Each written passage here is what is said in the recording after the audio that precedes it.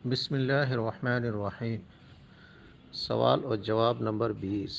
سوال: قرآن کریم میں مذکور 6 حصوں میں سے ربع، ثمن اور ثلث کس کس کو ملتا ہے؟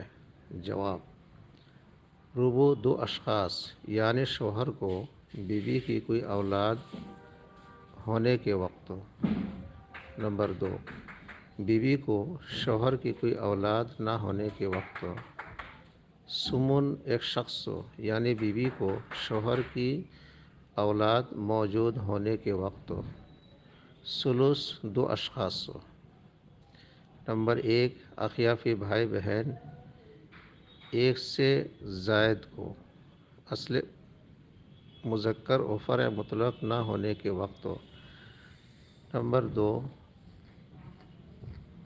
ماں کو ثلث الکل، میت کی کوئی اولاد یا 1 سے زائد بھائی بہن نہ ہونے کے وقت، اور ماں کو ثلث الباقی اسی حالت میں ماں کے ساتھ میت کا باپ اور زوجین میں سے کوئی ایک موجود ہونے کے وقت، یعنی زوجین میں سے کسی ایک کا حصہ نکالنے کے بعد بقیہ کا 1/3۔